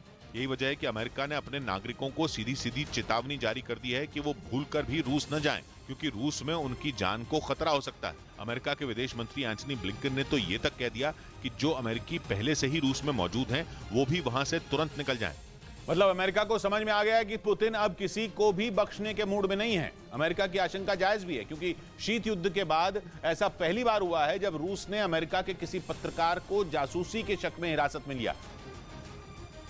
इसलिए अमेरिका को किसी भी वक्त रूस से युद्ध होने की आशंका दिख रही है। रूस का आरोप है कि इवान गिर्शकोविच अमेरिका के जासूस हैं, जो बाइडेन सरकार के इशारे पर रूस पर नजर रख रहे थे। रूस ने दावा किया कि उसने अमेरिकी पत्रकार को रूस की एक डिफेंस कंपनी के बारे में टॉप सीक्रेट जानकारियां जुटाते हुए रंगे हाथ पकड़ा। अमेरिका और द वॉल स्ट्रीट जर्नल ने रूस के आरोपों को गलत बताया, लेकिन रूस तो अड़ गया। उसकी एक कोर्ट ने अमेरिकी पत्रकार को 29 मई तक हिरासत में भेज दिया। और अगर अमेरिकी पत्रकार पर जासूसी का आरोप साबित हो गया तो रूस के कानून के हिसाब से उन्हें 20 साल के लिए जेल में डाल दिया जाएगा। इसलिए अमेरिका आरोप लगा रहा है कि पुतिन उसके साथ ब्लैकमेलिंग का खेल खेलने में लग गए हैं। उसका मानना है कि यूक्रेन की मदद करने की वजह से पुतिन अमेरिका से बदला निकाल रहे हैं, क्योंकि जब रूस अमेरिका से सीधे सीधे भिड़ नहीं पाया तो वो अब उसके पत्रकार को हिरासत में लेकर बाइडेन प्रशासन पर दबाव बनाने की कोशिश कर रहा है। इधर बिहार में बिजली के दाम बढ़ाने से नीतीश सरकार ने इनकार कर दिया। हाल ही में BERC यानी बिहार इलेक्ट्रिसिटी रेगुलेटरी कमीशन ने बिजली कंपनियों को 24% दाम बढ़ाने की मंजूरी दी थी। लेकिन अब बिहार सरकार ने फैसला लिया कि बिजली दरों में बढ़ोतरी नहीं होगी। एक टैरिफ होना चाहिए, वन नेशन वन टैरिफ। क्यों? नीतीश सरकार ने बिजली बिल में सब्सिडी देने के लिए अलग से 13,114 करोड़ देने का ऐलान किया। उधर पाकिस्तान की बिगड़ती हालत के बीच तुर्की से आने वाली एक फ्लाइट में सिर्फ एक यात्री सफर कर इस्लामाबाद पहुंचा, जिसके बाद पाकिस्तान में इस बात की चर्चा शुरू हो गई कि कंगाल हो चुके देश में लोग अब आने से कतरा रहे हैं। क्योंकि एक साल पहले जिस तुर्की से आने वाले किसी विमान में सीट नहीं मिलती थी, अब उन फ्लाइटों में यात्री नहीं मिल रहे हैं। तुर्की से इस्लामाबाद पहुंचे उस यात्री ने ट्वीट कर ये जानकारी दी कि वो जिस विमान में सफर कर रहा था उसमें उसके अलावा दूसरा कोई नहीं था। यानी तुर्की से कोई भी इन दिनों पाकिस्तान जाना नहीं चाहता। हालांकि पाकिस्तान से निकलकर दूसरे देशों में जाने वालों की कमी नहीं है। इसकी सबसे बड़ी वजह है पाकिस्तान की कंगाली। खराब नीतियों की वजह से पाकिस्तान की कई फैक्ट्रियों पर ताला लटक चुका है, तो कई बंद होने वाली हैं। और इसी वजह से वहां अफरा तफरी मची है। लोग पाकिस्तान से दूर जाना चाहते हैं, लेकिन विमान कंपनियों की परेशानी यह है कि पाकिस्तान लौटने वाले यात्रियों की संख्या लगातार घटती जा रही है, जिसकी वजह से अंतर्राष्ट्रीय एयरलाइंस कंपनियों को भारी घाटा हो रहा है। कुछ विदेशी कंपनियों ने तो पाकिस्तान जाने वाली कई फ्लाइटें बंद भी कर दी हैं, क्योंकि उन्हें यात्री ही नहीं मिल रहे। मतलब पाकिस्तान के लोग ही अब अपने देश से किनारा कर रहे हैं। उन्हें दूसरे देशों में रहकर कोई भी काम करना मंजूर है, लेकिन वो किसी भी कीमत पर पाकिस्तान लौटना नहीं चाहते। इस वजह से पूरी दुनिया में पाकिस्तान की जमकर फजीयत भी हो रही है। इस बीच बदहाली की मार झेल रहे पाकिस्तान में कई पायलट वेतन कटौती और भारी भरकम टैक्स की वजह से देश छोड़कर चले गए। ये जानकारी वहां की संसद की उड्डयन मामलों की स्थायी समिति के सामने रखी गई, जिसमें पाकिस्तान की इंटरनेशनल एयरलाइंस के बड़े अधिकारी भी मौजूद रहे। स्थायी समिति के सामने PIA यानी पाकिस्तान इंटरनेशनल एयरलाइंस के CEO ने बताया कि उनके 15 पायलट देश छोड़कर जा चुके हैं। अब जितने पायलट वहां बचे हुए हैं उनमें करीब 150 तो ऐसे हैं जिन्होंने पैसे देकर पायलट का लाइसेंस खरीदा है। जबकि एक रिपोर्ट में इस बात का भी पता चला है कि पाकिस्तान के कई पायलटों ने फर्जी डिग्री के आधार पर लाइसेंस लिया था। असल में पाकिस्तान को बदहाली से उबारने के लिए वहां की सरकार भारी भरकम टैक्स लगाने की तैयारी में है। इसी बात की आशंका से अभी कई और पायलट भी पाकिस्तान को छोड़ने की फिराक में। वहां की संसद की उड्डयन मामलों की स्थायी समिति को यह जानकारी भी दी गई कि अगर ऐसे ही चलता रहा तो बहुत जल्द वहां विमानों को उड़ाने वाला कोई नहीं मिलेगा। वहीं जापान के अखबार निके एशिया ने दावा किया कि पाकिस्तान ने कराची में अपने दोस्त चीन के नागरिकों के दफ्तर और दुकानों पर ताले लगाने शुरू कर दिए हैं। पाकिस्तान में आतंकी घटनाएं बढ़ती जा रही हैं और बीते कुछ वक्त में चीन के नागरिक आतंकियों और अलगाववादियों के निशाने पर रहे हैं। ऐसे में पाकिस्तान पर चीन के नागरिकों की हिफाजत का जबरदस्त दबाव है। लेकिन जो पाकिस्तान अपने नागरिकों का पेट ही नहीं भर पा रहा, वो चीन के नागरिकों को सुरक्षा क्या देगा। इसलिए पाकिस्तान ने कराची में चीन के नागरिकों के रेस्टोरेंट, सुपरमार्केट और दूसरी दुकानें बंद ही कर दी। जापान के अखबार निके एशिया ने खबर छापी कि कराची पुलिस इस महीने चीन के नागरिकों से जुड़े कई कारोबार बंद करवा चुकी है। उसका कहना है कि चीन के नागरिक अपनी दुकानों में CCTV कैमरे, सिक्योरिटी अलार्म और बायोमेट्रिक सिस्टम लगाने जैसे सुरक्षा प्रोटोकॉल नहीं मान रहे। इस वजह से उन्हें बंद किया जा रहा है। हालांकि नियमों के पालन के बाद उन्हें फिर खोलने की इजाजत दी जा रही है। इस बीच पाकिस्तान के कराची में इफ्तार के वक्त दिन दहाड़े लूट का एक वीडियो सामने आया। बदमाशों ने बंदूक का डर दिखाकर इस वारदात को अंजाम दिया और कई दुकानदारों से पैसे लूटकर फरार हो गए। सामने आए वीडियो में दिखा कि बंदूक लिए एक बदमाश दुकान में आकर कुर्सी पर बैठ गया। इसके बाद उसका साथी वहां मौजूद एक एक दुकानदार की तलाशी लेने लगा। उन्होंने डर के मारे उन बदमाशों का विरोध नहीं किया और चुपचाप अपनी जेब से पैसे निकालकर उन्हें दे दिए। इस दौरान कुर्सी पर बैठे बदमाश ने उन पर लगातार नजर बनाए रखी। वहीं दुकानदारों ने इफ्तार जारी रखा जैसे वहां सब कुछ सामान्य हो। हालांकि जैसे ही बदमाश वहां से भागे, वो लोग उठकर अपनी अपनी दुकानों में चले गए। इधर दिल्ली के शास्त्री पार्क इलाके में दम घुटने से एक ही परिवार के 6 लोगों की मौत हो गई। पुलिस के मुताबिक कमरे में मच्छर भगाने वाली अगरबत्ती जलाने से गद्दों में आग लग गई, जिससे पूरे कमरे में धुआं भर गया और वहां सो रहे लोगों का दम घुटने लगा। मॉर्टिन से बेड पे शायद आग पकड़ लिया। इस घटना की चपेट में 9 लोग आ गए, जिन्हें अस्पताल में भर्ती कराया गया, जहां इलाज के दौरान 6 लोगों की मौत हो गई, जबकि 3 की हालत गंभीर बताई जा रही है। उधर यूक्रेन के राष्ट्रपति व्लादिमीर ज़ेलेंस्की ने यूरोप के देश ऑस्ट्रिया की संसद को संबोधित किया तो वहां की एक विपक्षी पार्टी ने वॉकआउट ही कर दिया। यूक्रेन की जंग में ऑस्ट्रिया तटस्थ है, वो न तो रूस के साथ है और न ही यूक्रेन के। ऐसे में जब ज़ेलेंस्की ने कीव से वीडियो कॉन्फ्रेंसिंग के जरिए ऑस्ट्रिया की संसद को भाषण देना शुरू किया तो विपक्ष की फ्रीडम पार्टी के सांसद सदन से चलते बने। ऑस्ट्रिया न तो यूक्रेन का पड़ोसी है और न ही वो नेटो का सदस्य है। इस जंग में वो किसी पाले में नहीं है। उसने यूक्रेन को रूस से लड़ने के लिए हथियार भी नहीं दिए। इसलिए विपक्ष के सांसदों ने आरोप लगाया कि ज़ेलेंस्की का उनकी संसद को संबोधित करना ऑस्ट्रिया की तटस्थता के खिलाफ है। हालांकि जिस फ्रीडम पार्टी के सांसदों ने वॉकआउट किया वो खुद रूस की समर्थक है। इधर जम्मू कश्मीर के सांबा में पुलिस ने तस्करों के आरोप में 2 लोगों को गिरफ्तार कर लिया। पुलिस के मुताबिक दोनों आरोपी पंजाब से हेरोइन लेकर जम्मू कश्मीर के कई इलाकों में बेचते थे, जिन्हें जम्मू कश्मीर की पुलिस ने धर दबोचा। साथ ही उनके पास से करीब 17 लाख रुपए कैश और भारी मात्रा में हेरोइन बरामद की गई। पुलिस ने आरोपियों के खिलाफ केस दर्ज कर लिया और उन दोनों से पूछताछ शुरू कर दी। उधर पंजाब के अमृतसर और तरन तारण में बीएसएफ के जवानों ने पाकिस्तानी सीमा के करीब हेरोइन के कुल 4 पैकेट बरामद किए, जिनमें 2 किलो 700 ग्राम हेरोइन थी, जिसे पाकिस्तानी स्मगलरों की ओर से ड्रोन से गिराए जाने की आशंका है। बताया गया कि अमृतसर में 3 पैकेट मिले, उनमें 1 किलो 700 ग्राम हेरोइन थी, जिसके साथ पाकिस्तानी करेंसी के 10 रुपए का नोट भी था। इसके अलावा तरन तारण में भी बिल्कुल सीमा पर लगी तारों के करीब हेरोइन का एक पैकेट मिला, जिसमें 1 किलो हेरोइन थी। इस बीच रूस ने अपने दोस्त बेलारूस को ही खरी खरी सुना दी और सीज फायर के उसके प्रस्ताव को सिरे से नकार दिया, जबकि पुतिन के करीबी बेलारूस के राष्ट्रपति लुकाशेंको ने युद्ध रोककर रूस और यूक्रेन को बातचीत की सलाह दी थी। लेकिन रूस ने लुकाशेंको से साफ कह दिया कि वो उनकी इस तरह की कोई सलाह नहीं मानेगा। रूस के मुताबिक जंग में इतना आगे बढ़ने के बाद पीछे हटने का सवाल ही नहीं उठता। उसने दावा किया कि जब तक वो यूक्रेन में अपने तय किए गए टारगेट को पा नहीं लेता, जंग जारी रहेगी। इसके साथ ही रूस ने सीज फायर के लिए रखी गई अपनी शर्तों को भी दोहराया। रूस के मुताबिक अगर यूक्रेन ऐसा चाहता है तो उसे पहले रूस के कब्जे वाले हिस्सों को भूलना होगा। इसके साथ ही उसे जापोरिजिया, डोनेस्क, लुहांस्क और खरसोन को भी रूस का हिस्सा मानना होगा, क्योंकि यही वो 4 इलाके हैं जहां रूस ने पिछले साल जनमत संग्रह करवाया था और वो इन्हें अपना हिस्सा बताता है। रूस के मुताबिक यूक्रेन जब तक उसकी शर्तें मानने के लिए तैयार नहीं होगा, वो सीज फायर नहीं करेगा, बल्कि जंग जीतने के लिए और भी तेज हमले बोलेगा। हालांकि रूस ने यह जरूर माना कि वो लुकाशेंको के सीज फायर के प्रस्ताव पर विचार करेगा और इसके लिए अगले हफ्ते पुतिन खुद इस मसले पर अपने अधिकारियों के साथ बातचीत कर सकते हैं। हालांकि लगता नहीं है कि अगर रूस ने इस दिशा में कोई कदम बढ़ाया भी तो जंग थम जाएगी, क्योंकि यूक्रेन ने भी सीज फायर के लिए शर्त रखी है। उसकी शर्त है कि जब तक रूस का एक एक सैनिक यूक्रेन की जमीन छोड़कर नहीं जाता, सीज फायर संभव नहीं है। उधर रूस और यूक्रेन में जारी युद्ध के बीच चीन और रूस की नजदीकी तेजी से बढ़ने लगी।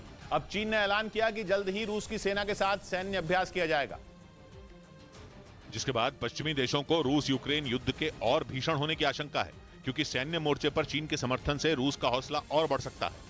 चीन के रक्षा मंत्रालय ने ऐलान कर दिया कि चीन अब रूस की सेना के साथ कई मोर्चों पर काम करना चाहता है, जिससे दोनों देशों के बीच आपसी विश्वास बढ़ सके।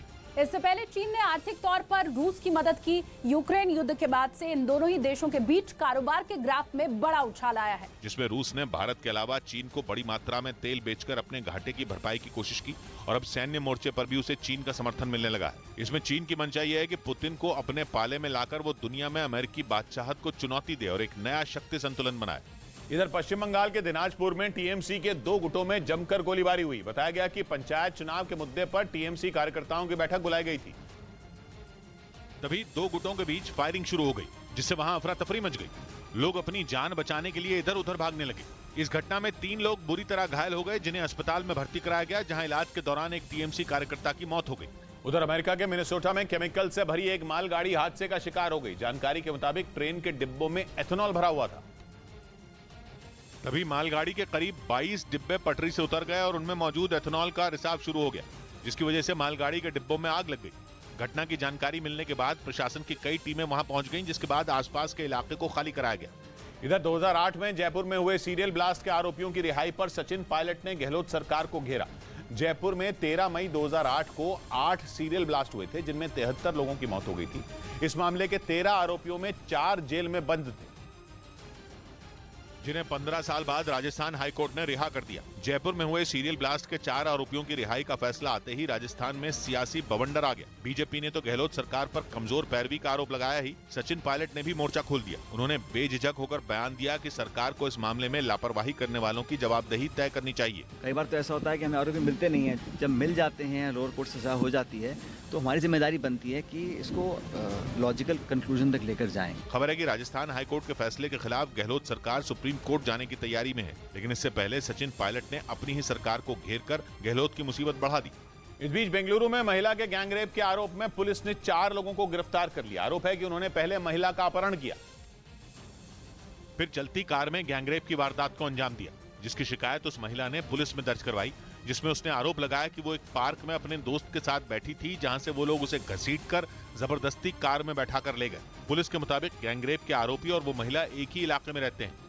उधर रूस ने जंग के मैदान में यूक्रेन को बड़ा नुकसान पहुंचाने का दावा किया। रूसी रक्षा मंत्रालय ने प्रेस कॉन्फ्रेंस कर डोनेस्क और लुहांस्क में यूक्रेन पर हमले और उसमें हुए नुकसान की पूरी जानकारी दी और इस जोरदार हमले के कुछ वीडियो भी जारी किए, जिसमें रूसी सेना टैंक, तोप और रॉकेट के साथ साथ अटैक हेलीकॉप्टर और एयर डिफेंस मिसाइल सिस्टम का भी इस्तेमाल करती दिखी। रूसी सेना के दावे के मुताबिक डोनेस्क में यूक्रेन के कुल 340 जवान मारे गए, साथ ही 2 टैंक और 6 बख्तबंद गाड़ियां बर्बाद कर दी गई। तो लुहांस्क में भी यूक्रेन के 50 जवान मारे गए। इसके अलावा रूस ने जापोरिजिया और खरसोन में भी यूक्रेन के जवानों को मारने और कुछ होवित्जर तोपें भी तबाह करने का दावा किया। इधर महाराष्ट्र के नागपुर में चोरी की कोशिश के दौरान एटीएम में आग लग गई। बताया गया कि 2 चोरों ने एटीएम को काटने के लिए गैस कटर का इस्तेमाल किया, लेकिन तभी वहां आग लग गई। जिससे घबराकर दोनों सारा सामान छोड़कर भाग निकले। सूचना मिलने पर पुलिस की टीम खोजी कुत्तों के साथ वहां पहुंची और दोनों चोरों की तलाश शुरू कर दी। आग लगने की वजह से मशीन को नुकसान तो हुआ, लेकिन उसके अंदर रखा कैश बच गया। उधर उत्तर प्रदेश के कानपुर में आग से करीब 600 दुकानों में रखा सामान जल गया। आग पर काबू पाने के लिए आसपास के जिलों से फायर ब्रिगेड की 40 से ज्यादा गाड़ियां बुलाई गईं। लेकिन आग इतनी भयानक थी कि उसे बुझाने में दमकल विभाग के कर्मचारियों के पसीने छूट गए। बताया गया कि देर रात शॉर्ट सर्किट से इमारत के एक हिस्से में आग लगी। वहां ज्यादातर कपड़ों की दुकानें और गोदाम थे, जिसकी वजह से आग तेजी से फैल गई और कुछ ही देर में पूरी इमारत को अपनी चपेट में ले लिया। इस बीच अमेरिका ने दावा किया कि यूक्रेन के साथ युद्ध में रूस के पास हथियारों की भारी कमी हो गई, जिसे दूर करने के लिए रूस उत्तर कोरिया के साथ अनाज के बदले हथियारों की डील करने की तैयारी में है, जिसमें रूस खुद उत्तर कोरिया को हथियारों के बदले अनाज देने का ऑफर देगा और इसके लिए रूस के अधिकारी उत्तर कोरिया जाने वाले हैं। अमेरिका का दावा है कि रूस को हथियारों की जरूरत है तो उत्तर कोरिया में भी अनाज की भारी किल्लत है और रूस इस मौके का फायदा उठाने की फिराक में है। अमेरिका ने कुछ दिनों पहले भी उत्तर कोरिया की ओर से रूस को हथियारों की सप्लाई का दावा किया था, जिसे उत्तर कोरिया ने खारिज कर दिया था। लेकिन अब एक बार फिर अमेरिका ने डील को लेकर पुख्ता जानकारी होने का दावा किया है और ऐसी डील को संयुक्त राष्ट्र के नियमों का उल्लंघन बताया। उधर यूरेशियन टाइम्स नाम की वेबसाइट ने दावा किया कि उत्तर कोरिया के 50,000 सैनिक पुतिन के लिए यूक्रेन में युद्ध लड़ेंगे। इसके लिए वहां के शासक किम जोंग उन ने एक प्लान तैयार किया, जिसके तहत उन लोगों को हथियार थमाकर यूक्रेन भेजा जाएगा जो खुद उत्तर कोरिया की सेना में शामिल होना चाहते हैं। असल में पिछले दिनों उत्तर कोरिया में करीब 8 लाख लोगों ने खुद सेना में शामिल होने की इच्छा जताई थी। यूरेशियन टाइम्स नाम की वेबसाइट ने दावा किया कि इनमें 50,000 जवानों को पुतिन की सेना की मदद के लिए यूक्रेन भेजा जा सकता है, जिससे अमेरिका नाराज हो सकता है। क्योंकि पहले भी अमेरिका ने उत्तर कोरिया पर पर्दे के पीछे से रूस को हथियार देने का आरोप लगाते हुए अंजाम भुगतने की चेतावनी दी थी। हालांकि तब उत्तर कोरिया ने रूस को हथियार देने की खबरों को गलत बताया था, लेकिन अब ये दावा किया जा रहा है कि उत्तर कोरिया के 50,000 सैनिक रूस के समर्थन में यूक्रेन में उतरने वाले हैं। इधर दिल्ली पुलिस ने बिहार से देश के अलग अलग हिस्सों में हथियार सप्लाई करने वाले एक गिरोह का पर्दाफाश कर दिया। पुलिस दिल्ली के द्वारका इलाके में एक शूटर को पकड़ने पहुंची थी, जहां उनके हाथ हथियार तस्कर लग गए। पूछताछ में पता चला कि बिहार के सिवान जिले में बबलू नाम का आदमी अवैध हथियार की फैक्ट्री चलाता है, जिसके हथियारों की डिलीवरी करने ये लोग दिल्ली आए थे। इस मामले में पुलिस ने इन लोगों के अलावा शूटर और सुपारी देने वाले आदमी समेत 5 लोगों को गिरफ्तार कर लिया।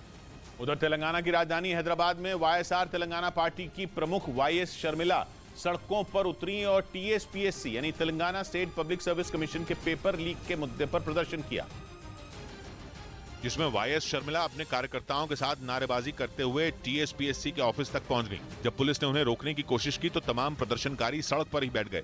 फिर तो शर्मिला को हिरासत में लिया गया और महिला पुलिसकर्मी उन्हें घसीटकर गाड़ी में बिठाने लगी। इसके बाद जो हुआ, ब्रेक के बाद।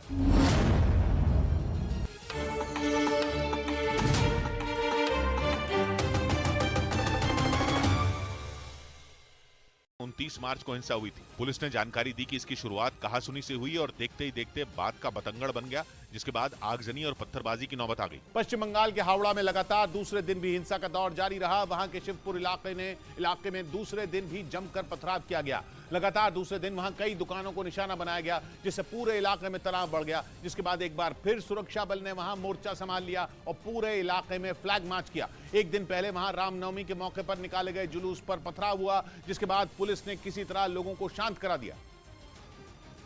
लेकिन अगले दिन भी उस इलाके में तनाव खत्म नहीं हुआ। मौका मिलते ही एक समुदाय के लोग सड़कों पर उतर आए और जमकर पत्थरबाजी की। घुस गया। हंगामा कर रहे लोगों के हाथों में ईंट, पत्थर और डंडे नजर आए। उन्होंने कई इमारतों में घुसकर तोड़फोड़ की, जिसे देखकर उन इमारतों में रहने वाले लोगों का बुरा हाल हो गया। इस दौरान वहां पुलिस के कई जवान तैनात नजर आए। उन्होंने कुछ लोगों को रोकने की कोशिश की, लेकिन इसका कोई फायदा नहीं हुआ, क्योंकि बवाल मचाने वालों ने इसी तरह कई दूसरी इमारतों को भी निशाना बनाया, जिसकी वजह से हावड़ा का शिवपुर इलाका एक बार फिर दो समुदायों के बीच जंग का मैदान बन गया। हालात फिर तेजी से बिगड़ने लगे। चारों तरफ अफरा तफरी मच गई। लेकिन इससे पहले कि हालात बेकाबू हो जाते, वहां पुलिस की कई और टीमों को तैनात कर दिया गया। हावड़ा और कोलकाता पुलिस के साथ रैपिड एक्शन फोर्स के जवानों को भी बुलाया गया। चप्पे चप्पे पर सुरक्षा बल के जवान तैनात कर दिए गए। पुलिस घूम घूम कर लोगों से शांत रहने और बिना वजह घर से बाहर न निकलने की हिदायत देने में जुट गई। पुलिस की तरफ से जगह जगह पर जो है वो रूट मार्च किया जा रहा है। इसके बाद पुलिस के कई बड़े अधिकारी भी हावड़ा पहुंचे और उन्होंने लोगों को भरोसा दिया कि जल्द ही हंगामा खत्म हो जाएगा। यहाँ पर ट्रैफिक शुरू हो गया और सिचुएशन नॉर्मलसी की तरफ जा रही है। इससे पहले पुलिस ने रामनवमी के दिन पथराव करने के आरोप में 36 लोगों को गिरफ्तार कर लिया। जिन पर यह आरोप है कि उन्होंने शोभा यात्रा पर पथराव किया और माहौल बिगाड़ने की कोशिश की। गिरफ्तार किए गए लोगों में वो भी शामिल हैं जिन्होंने पथराव के बाद जमकर तोड़फोड़ की, जिसकी वजह से उस इलाके की तस्वीर ही बदल गई। कई कारों के शीशे चकनाचूर हो गए तो कई गाड़ियां पूरी तरह बर्बाद हो गई, क्योंकि उपद्रवियों ने एक दिन पहले पथराव के साथ आगजनी भी की थी। सामने आई तस्वीरों में कई जगहों पर आग की लपटें उठती नजर आईं। सड़कों पर ईंट और पत्थरों का ढेर दिखाई दिया। कई इमारतों को भी भारी नुकसान पहुंचा।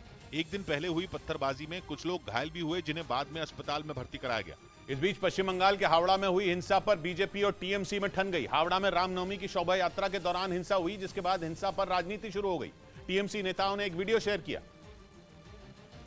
और दावा किया कि वीडियो रामनवमी के मौके पर हावड़ा में निकली शोभा यात्रा का है, जिसमें एक शख्स के हाथ में बंदूक नजर आई। वीडियो में बंदूक को हाईलाइट भी किया गया। टीएमसी सांसद महुआ मोइत्रा और अभिषेक बनर्जी ने यह वीडियो शेयर करते हुए बीजेपी पर निशाना साधा और आरोप लगाया कि हिंसा बीजेपी ने भड़काई, जबकि बीजेपी ने हावड़ा में हुई हिंसा को ममता सरकार की नाकामी बताया। बीजेपी ने हिंसा के आरोपियों पर सख्त कार्रवाई की भी मांग की। राम भक्तों पर पथराव हो और उनको भी घायल करने का काम हो, फिर भी राज्य की सरकारें चुप रहे। हावड़ा हिंसा के मुद्दे पर जबानी जंग के बीच गृह मंत्री अमित शाह ने पश्चिम बंगाल के गवर्नर से बात की और बंगाल के हालात की जानकारी ली।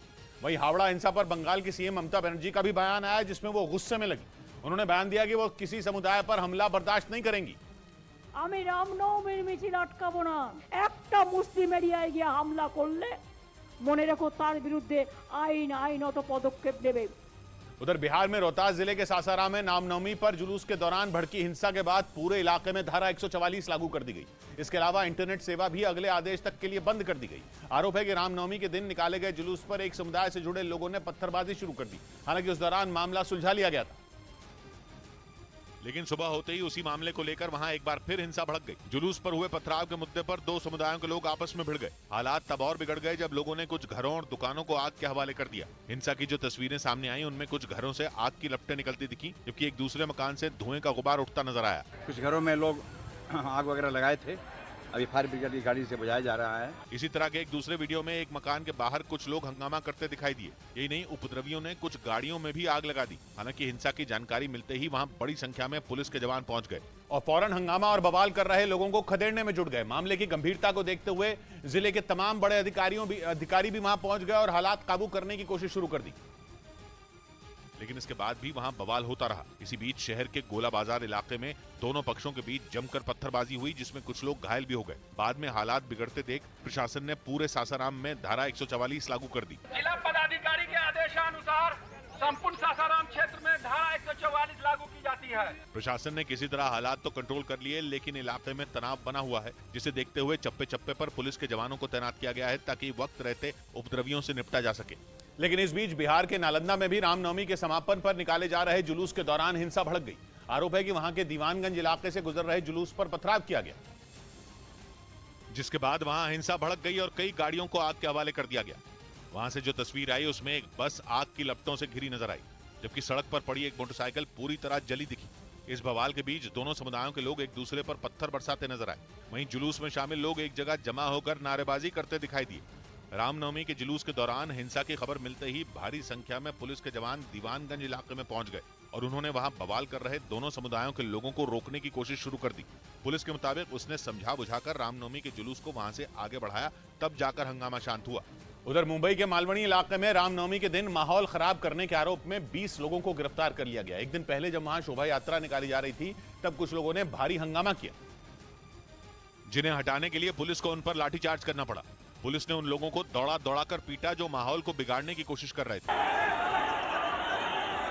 इस कार्रवाई से वहां अफरा तफरी मच गई। हंगामा कर रहे लोग पुलिस से बचने के लिए इधर उधर भागने लगे। इससे पहले जब रामनवमी के मौके पर निकाली गई शोभा यात्रा एक इलाके में पहुंची, तब वहां हंगामा शुरू हो गया। देखते ही देखते दो पक्षों के बीच पत्थरबाजी होने लगी। इस दौरान पुलिस वाले दोनों पक्षों को शांत कराने में जुटे रहे, लेकिन काफी देर तक वहां तनाव की स्थिति बनी रही, जिसकी वजह से शोभा यात्रा कुछ देर के लिए रोकनी पड़ी। इसके बाद पुलिस ने सुरक्षा घेरा बनाकर दोनों पक्षों को अलग किया और फिर मामला शांत हुआ, जिसके बाद पुलिस ने उस इलाके की सुरक्षा बढ़ा दी। चारों तरफ पुलिस के जवान तैनात कर दिए गए ताकि फिर कोई बवाल न हो।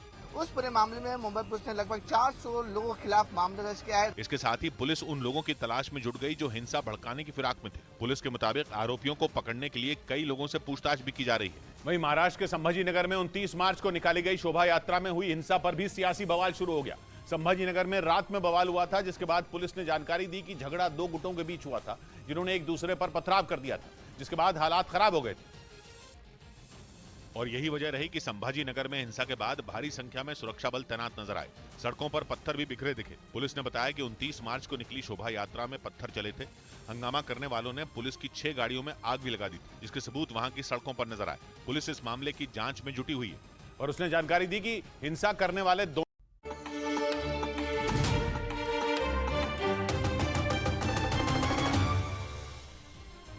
ब्रेकिंग न्यूज आ रही है। एक दूसरे के खून के प्यासे ईरान और इजरायल के बीच कभी भी जंग छिड़ने के आसार दिख रहे हैं। खबर है कि इजरायल ने बीती रात सीरिया पर एयर स्ट्राइक की है और उस एयर स्ट्राइक में ईरान ने अपनी सेना के एक अधिकारी के मारे जाने का दावा किया है। इस बात से ईरान आग बबूला है और उसने सीधी सीधी धमकी दी है कि अब वो इजरायल से बदला लेकर रहेगा। यानी अब तक जिस जंग का डर जताया जा रहा था वो वाकई छिड़ सकती है। सीरिया काफी वक्त से ईरान और इजरायल की दुश्मनी का अखाड़ा बना हुआ है और अब ईरान ने इजरायल से बदला लेने का ऐलान कर दिया है, क्योंकि इजरायल के हमले में ईरान की सेना की ब्रांच IRGC यानी इस्लामिक रेवोल्यूशनरी गार्ड कोर के मिलिट्री एडवाइजर की मौत हुई है। जिसके बाद ईरान गुस्से से फट पड़ा और उसने इजरायल को खत्म करने की कसम खा ली। सीरिया और इजरायल पड़ोसी और सीरिया और ईरान एक दूसरे के दुश्मन, जबकि ईरान सीरिया का दोस्त है और उसके हजारों लड़ाके सीरिया की सरकार को बचाने के लिए वहां काम कर रहे हैं। अपने पड़ोस से ईरान को भगाने के लिए इजरायल आए दिन सीरिया पर हमले करता रहता है। सीरिया की सरकारी न्यूज एजेंसी ने बताया कि इस बार इजरायल ने आधी रात को अपने कब्जे वाले सीरिया के गोलान हाइट्स इलाके से मिसाइलें चलाई। इनमें एक मिसाइल सीरिया की राजधानी दमिश्क के पास एक टारगेट पर जाकर फटी और वहीं पर ईरान की इस्लामिक रेवोल्यूशनरी गार्ड कोर के अफसर की तैनाती थी। वो मिसाइल की चपेट में आ गए और मारे गए। इसी वजह से ईरान तिलमिला गया। उसने ऐलान किया कि अब तो वो इजरायल को छोड़ेगा नहीं, वो इजरायल से हिसाब बराबर करके रहेगा। जबकि उमूमन ईरान सीरिया में अपने सैनिकों की मौत के लिए इजरायल को सरेआम जिम्मेदार नहीं ठहराता, क्योंकि ऐसा करने से उस पर इजरायल को मुंहतोड़ जवाब देने का दबाव बनता है। लेकिन अगर इस बार ईरान ने दुनिया के सामने अपने अफसर की मौत के लिए इजरायल को कसूरवार बताया है तो जरूर मामला गर्म है। जरूर ईरान इजरायल पर हमला करने की तैयारी करके बैठा है। इधर तेलंगाना की राजधानी हैदराबाद में YSRTP के प्रमुख YS शर्मिला सड़कों पर उतरी और उन्होंने TSPSC यानी Telangana state public service commission के पेपर लीक मुद्दे पर प्रदर्शन किया, जिसमें YS शर्मिला अपने कार्यकर्ताओं के साथ नारेबाजी करते हुए TSPSC के ऑफिस तक पहुंच गई। जब पुलिस ने उन्हें रोकने की कोशिश की तो तमाम प्रदर्शनकारी सड़क पर ही बैठ गए। फिर तो शर्मिला को हिरासत में लिया गया और महिला पुलिसकर्मी उन्हें घसीटकर गाड़ी में बिठाने लगी। इसके बाद YS शर्मिला को पुलिस थाने ले गई। फिर दूसरी महिला कार्यकर्ताओं को भी हिरासत में ले लिया गया, लेकिन कुछ महिलाएं सड़क पर ही लेट गईं। उन्हें बस में बिठाने के लिए पुलिसकर्मियों को काफी मशक्कत करनी पड़ी। YS शर्मिला आंध्र प्रदेश के मुख्यमंत्री जगनमोहन रेड्डी की बहन है और साल 2021 में उन्होंने YSRCP को छोड़कर YSRTP नाम से नई पार्टी बना ली थी। इस बीच दिल्ली के रोहिणी कोर्ट की तीसरी मंजिल से एक लड़के ने छलांग लगा दी। आनंद फानन में उसे अस्पताल में भर्ती करवाया गया, जहां उसकी हालत गंभीर बताई गई। पुलिस के मुताबिक उसकी जेब से एक सुसाइड नोट बरामद किया गया, जिससे पता चला कि वो लड़का काफी तनाव में है। इसी वजह से उसने आत्महत्या की कोशिश की। उधर रूस के ताजा हवाई हमलों ने यूक्रेन की हालत खराब कर दी है। ये बात खुद यूक्रेन की वायुसेना ने मानी और कहा कि रूस अपने विमानों से जो भारी भरकम एरियल बम गिरा रहा है उनका मुकाबला करना यूक्रेन के बस से बाहर है, क्योंकि यूक्रेन के एयर डिफेंस सिस्टम रूस के 500 किलो के इन एरियल बमों को इंटरसेप्ट ही नहीं कर पा रहे। एरियल बम को लड़ाकू विमान से दागा जाता है, जो हवा में उड़ते हुए अपने टारगेट पर फटता है। खबर है कि 24 मार्च को रूस के 10 सुखोई Su-35 लड़ाकू विमानों ने यूक्रेन के सुमय प्रांत पर 11 गाइडेड एरियल बम गिराए थे। फिर 4 दिन बाद रूस की सेना ने दोबारा सुमय प्रांत को एक एरियल बम से ही निशाना बनाया। यूक्रेन की एयरफोर्स का कहना है कि वो रूस के एरियल बमों को शूट ही नहीं कर पा रही। उनसे निपटने के लिए यूक्रेन को मल्टी रोल फाइटर जेट की जरूरत है। इधर उत्तर प्रदेश के बुलंदशहर में एक घर के अंदर हुए धमाके में 4 लोगों की मौत हो गई। पुलिस के मुताबिक वहां केमिकल बनाने का काम चल रहा था। तभी उस घर में जोरदार धमाका हुआ। धमाका इतना जोरदार था कि वह मकान मलबे में तब्दील हो गया। घटना की जानकारी मिलने के बाद पुलिस और फायर ब्रिगेड की टीम पहुंच गई। अंदर से यहाँ कुछ सिलेंडर बरामद भी हुए हैं। पुलिस ने शवों को कब्जे में लेकर पोस्टमार्टम के लिए भेज दिया और मामले की जांच में जुट गई। इस बीच ताइवान ने दावा किया कि चीन ने एक बार फिर उसकी हवाई सीमा में लड़ाकू विमानों को भेजकर घुसपैठ की कोशिश की और ताइवान की राष्ट्रपति इन दिनों अमेरिका के दौरे पर हैं। ऐसे में माना जा रहा है कि ताइवान को उकसाने की नीयत से चीन ने अपने लड़ाकू विमान ताइवान की सीमा में भेजे, और वो भी 1 या 2 नहीं, बल्कि चीन ने 9 लड़ाकू विमानों को भेजकर ताइवान में घुसपैठ करने की कोशिश की। ताइवान का दावा है कि इस घटना के बाद उसकी वायुसेना ने भी गश्त तेज कर दी। असल में ताइवान की राष्ट्रपति साई इंग वेन अमेरिका के दौरे पर हैं और उनके दौरे की खबर से चीन बुरी तरह बौखलाया हुआ है। इतना ही नहीं, ताइवान की राष्ट्रपति के अमेरिका पहुंचते ही चीन ने ताइवान को सीधे युद्ध की धमकी दे डाली और ताइवान की हवाई सीमा में अपने लड़ाकू विमानों की घुसपैठ के जरिए उसने अपनी चेतावनी का ट्रेलर दिखाने की कोशिश की। हालांकि हर बार की तरह इस बार भी चीन के लड़ाकू विमान ताइवान की हवाई सीमा में चक्कर लगाकर लौट आए। असल में चीन अमेरिकी और ताइवान के बीच बढ़ती नजदीकियों से घबराया हुआ है, इसलिए वो नहीं चाहता कि अमेरिका किसी भी मुद्दे पर ताइवान का साथ दे। चीन लंबे वक्त से ताइवान पर कब्जा करने का मंसूबा पाले हुए है, जबकि अमेरिका उसकी राह में रोड़ा बनकर खड़ा है। और वो चीन को चेतावनी दे चुका है कि अगर उसने ताइवान पर हमला करने की सोची तो उस जंग में अमेरिका भी कूद जाएगा। इसलिए चीन चाहकर भी ताइवान पर सीधा हमला करने से बच रहा है। पिछले कई महीनों से चीन ताइवान की हवाई और समुद्री सीमा में घुसपैठ के जरिए उसे धमकाने की कोशिश कर चुका है। असल में ताइवान के साथ किसी भी देश की जमीनी सीमा नहीं लगती है, वो समुद्र के बीचों बीच एक टापू पर बसा देश है। इसलिए चीन कभी समुद्र के रास्ते तो कभी हवाई रास्ते उसे धमकाने की कोशिश करता है, लेकिन उसकी इन हरकतों का ताइवान पर कोई खास असर नहीं पड़ा। हालांकि इस बार ताइवान की राष्ट्रपति के अमेरिका दौरे में आग में घी डालने का काम कर दिया और ताइवान की राष्ट्रपति के न्यूयॉर्क पहुंचते ही चीन ने ताइवान की घेरेबंदी का प्लान तेज कर दिया। इतना ही नहीं, इस बार चीन ने अमेरिका को भी धमकी दे डाली कि उसे ताइवान के साथ दोस्ती की भारी कीमत चुकानी पड़ सकती है। असल में इस बार ताइवान की राष्ट्रपति अमेरिकी दौरे पर वहां की संसद के स्पीकर केविन मैकार्थी से भी मुलाकात करेंगी। चीन को इस मुलाकात से सख्त ऐतराज है और वो खुले तौर पर विरोध भी जता चुका है। चीन को डर है कि अगर अमेरिका उसके रास्ते से नहीं हटा तो उसका ताइवान पर कब्जे का सपना धरा का धरा रह जाएगा। इसी वजह से पिछले साल जब अमेरिकी संसद की स्पीकर रही नैन्सी पेलोसी ताइवान पहुंची थी तो चीन ने उनकी यात्रा का भी जोरदार विरोध किया था।